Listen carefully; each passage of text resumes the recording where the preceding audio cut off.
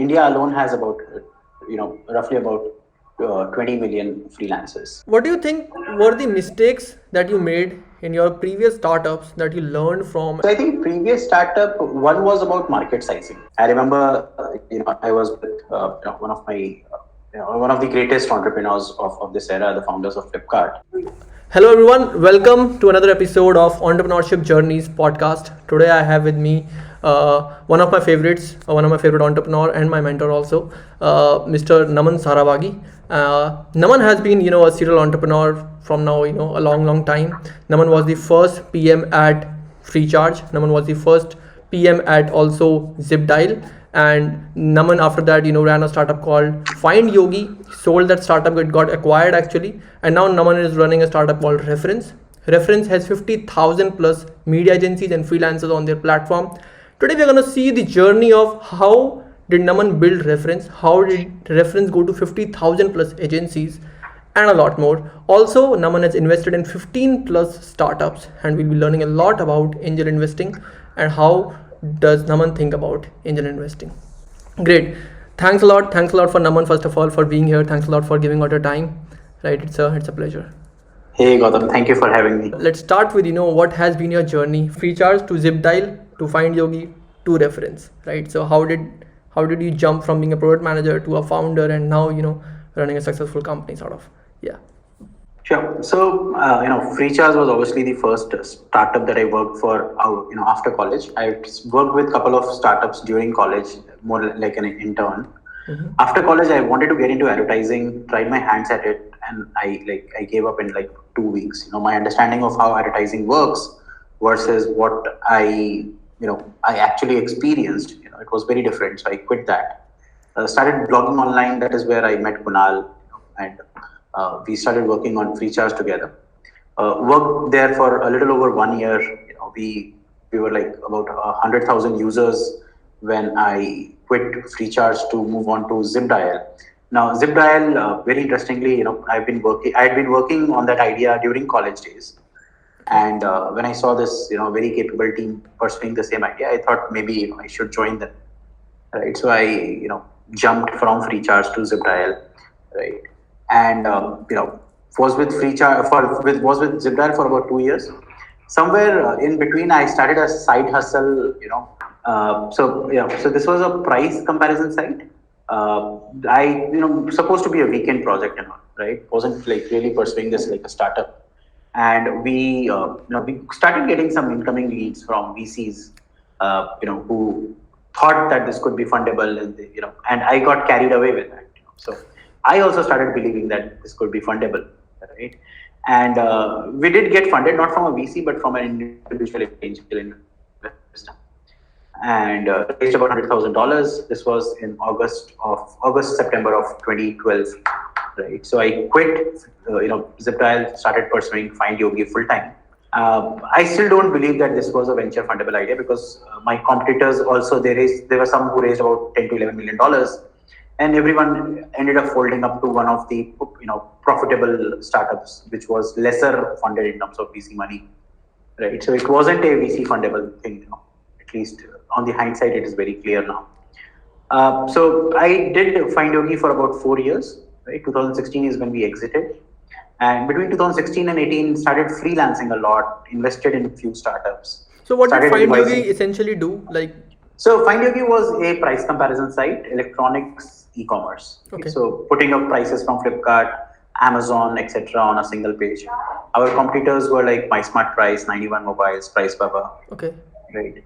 So again, when you say it's VC fundable or not, there's a lot of things. The first thing is obviously market size. I think on the hindsight, it seems that it wasn't like really a VC fundable thing. The first thing one would imagine is the market size and how much of the market can you really control on your own, right? We were heavily dependent on e-commerce sites to decide what rates they would give out as an affiliate commission, right? Mm-hmm. And we were directly competing with them in terms of traffic. Right? So the same users on Google is landing on Flipkart also, and they're landing on Find Yogi also. So in a way, they were funding their own competitors. Like a Flipkart is funding Flipkart's own competitor. It's like Policy Bazaar doing it with some insurance. Something like that. Now the difference there is Policy Bazaar is trying to aggregate non-technology companies, Yes. right? Yes. If Policy Bazaar does something, which is say against ICICI Lombard or Tata AIG or whatever, right? That is still fine. They will never be able to catch up, right? But today, if you look at Echo Insurance and Digit Insurance, they are very capable in terms of technology. This is where the pain will come in for Policy Bazaar, maybe. Right. Right. But again, the one thing that changed in the industry, right, that the products became very exclusive to e-commerce sites. Right? Right. So that removed the requirement of having a comparison site. Okay. Right? If the product is only available on Flipkart, there is nothing to compare. I think Policy Bazaar is a little different that way because it's again product comparison. Yeah. And Policy Bazaar is also a lot of advice driven stuff, right? So Right. Policy Bazaar, I don't think is competing against the websites of other insurance companies. It is actually competing against individuals who sell you insurance offline. Right. Because I don't think insurance is something that can be sold online the way flight tickets are sold. You might renew Right. an insurance, but you can never buy a fresh insurance without talking to somebody. Right. And when you have to talk to somebody, you might as well talk to somebody offline you trust, your relatives or the And someone bank comes, guy someone who has comes and been sells it to you around more often, right? Someone comes Yes. to you and sells it to you rather than you going out and Absolutely, buying an absolutely, insurance. absolutely. I can say all this because I'm also invested in a insurance brokerage company. Nice. It's a small offline company. Okay. Right. So, anyways, 2016 to 18 did a lot of freelancing. Right. Okay. When I was investing in startups, when I say investing, right, these are not like large quantum of monies. Right. We're talking about somewhere between $10,000 to $20,000 each. Right. So generally the first money in the company, right, in the first round. And that helped me be very close to the founders, and I was advising them on what agencies to pick for PR, for marketing, for maybe app development or something. And that is where I realized this gap of saying, how do freelancers pitch their services versus how these founders perceive those services, right? And then multiple gaps around that industry. That is where we thought in 2018-19 we thought this is something we should pursue. And me and my partner Mohit, we started pursuing this together, and essentially that is how Refrens came about being. Right. Right. So great journey, right? So being in the problem for a lot of time and then starting up, I think that has what it has been. Also, I would like to know what is Refrens, because I have heard obviously from you also, but from a lot of more people, that the long vision of Refrens is something different, and today we are something else. Right. So is that so, or we are in line with it, I would say, right? So what is the long-term vision of Refrens, and what are we doing today, and how are we going to, seeing it coming through? Okay, so the idea is to become like a end-to-end platform for this market, right? Freelancers and agencies, right? Anything that is client-facing for them. Okay. Okay. So if it's an invoice, quotation, lead capturing, some website where the client can see your portfolio, or it is payment collection, it is all those stuff. Anything that is client facing, we want to cover that. Okay. Today we are mostly, and eventually get to a point where you can get leads from the platform. Okay. So we become more like a discovery engine or a marketplace kind of thing. Right. Okay. Today I think we are only doing the first part of it, where we are concentrated on bookkeeping and payments. Right. And we are doing pretty good at that. And we have some very popular YouTube stars, Bollywood stars. Everybody is a freelancer, right? You have to understand from that way, right? Very large agencies, very popular freelancers in technology and design who use our system, not only in India, but outside India as well. Can you name some of them? No. I think that won't be right. No, unless we featured them on. So, I mean, you could imagine there are people with some 20 million followers on YouTube who are using our system. That's pretty amazing. Right. And people with few 100,000 followers on LinkedIn who are using our system. Right. Okay. And people who've been part of full feature, like commercial films in Bollywood, lead actors there who use our system, right? So you could imagine, what kind of audience we're reaching out to, and a lot of this is also outside India. So we're not just limited to Indian market. Got it. You're in 50 plus countries, right? Right. So essentially, we've had users from probably every country in the world. Okay. Right. And some of these users pay us, so we are a freemium model. And, paying users would also be coming from about 25 different countries today. Yeah. So I think the long-term idea is obviously to give you leads, and that is where we are headed. To give whom leads? to the freelancers and agencies. We become the point, like the source of leads for them. So if you're searching for a designer in Bangalore on Google, our site should show up, and from there we should be able to direct this potential client to the right designer.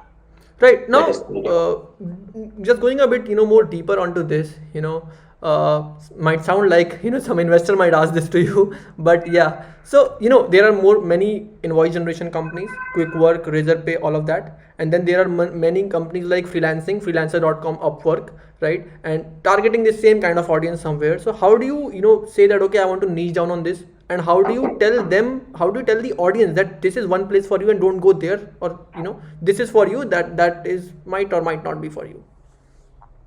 So I think, see, the difference is there, right? From the outside, every invoicing tool looks like the same, right? I mean, it's an invoicing tool, how different could it be? Right. But when you get into the nuances of it, there are certain tools that are not designed for a certain audience, right? I mean, there are tools that are designed for people who keep inventory. So the workflow of the tool will be very different. Right. And when you're selling to these, when you're selling a business software, the workflow is what matters, right? Are you, say, designed for service agencies, or are you designed for, inventory-based, company? Right. Are you designed for a single user company? Are you designed for a multi-user company? Right? And those little things are what differentiates a SaaS company from the other SaaS company, right? Positioning, as you might call it. Right? Right. And positioning also defines how you onboard, what features you have, etc. Right?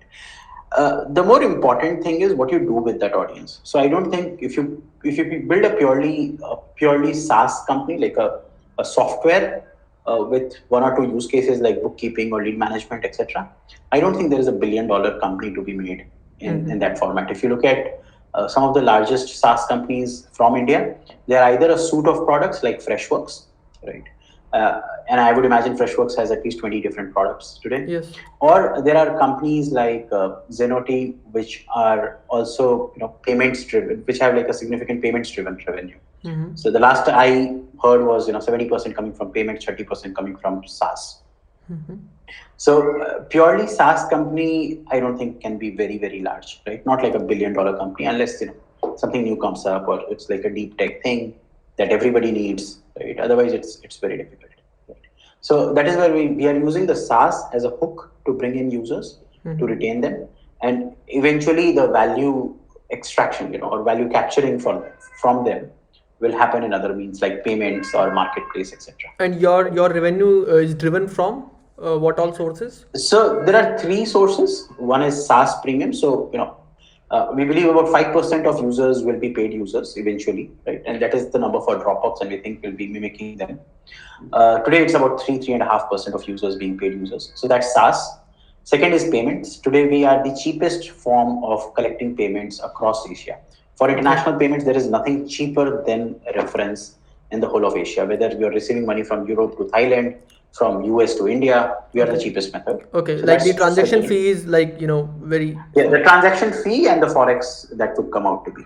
Okay. Right? If you look at it combined, there's nothing cheaper than us. Whether it's a credit card payment or ACH payments, in most cases we would also beat your, HDFC bank account or any bank account. Okay, and PayPal, Stripe, all Razorpay. Yeah, PayPal, Stripe, not to mention, they are very, very costly, right? Right. And PayPal, Stripe, Stripe is not concentrated on this economy. I mean, they're not focusing on this economy.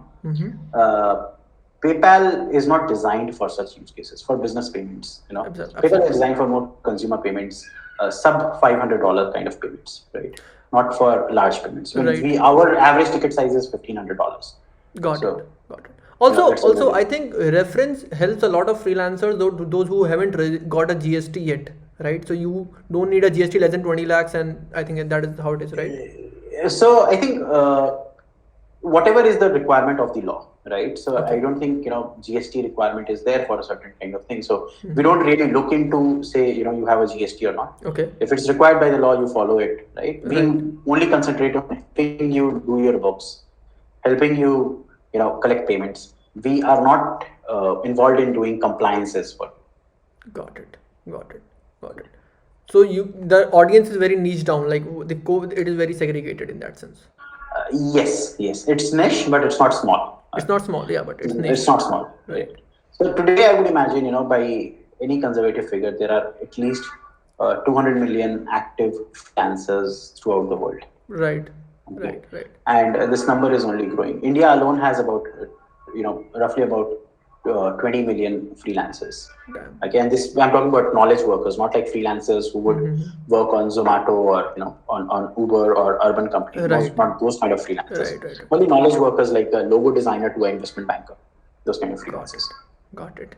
So my next question would be, what do you think were the mistakes that you made in your previous startups that you learned from and you have applied them at this startup or even at this one in the early stages? Okay, so I think previous startup one was about market sizing. Okay, I think there were enough people around me who said that this is not a large enough market. The previous startup that I was doing in price comparison space, but I didn't listen to them basically, right? I didn't understand what is large. I remember, I was with one of my one of the greatest entrepreneurs of this era, the founders of Flipkart. And I was talking to them before, just like few weeks before starting up, right? And he said, it's not a large market. It's hardly a 250 crore rupees market. And 250 crores at the age of 23, 24, it sounded a lot. Flipkart hadn't raised their Series B yet. Okay. I think the $20 million round wasn't raised yet. Okay. So at that moment, 250 crores sounded a lot. And also, I think I couldn't differentiate in my head what is 250 crores different from 2,500 crores, right? 25 crores and 250 crores, still there is a quantum that I can imagine, right? But 250 crores and 1,000 crores or 2,500 crores all sounded like the same thing, right? So one was that market size thing that I would really, now when somebody starts up, and it's okay to start for a small market, but don't then waste your time chasing VCs, right?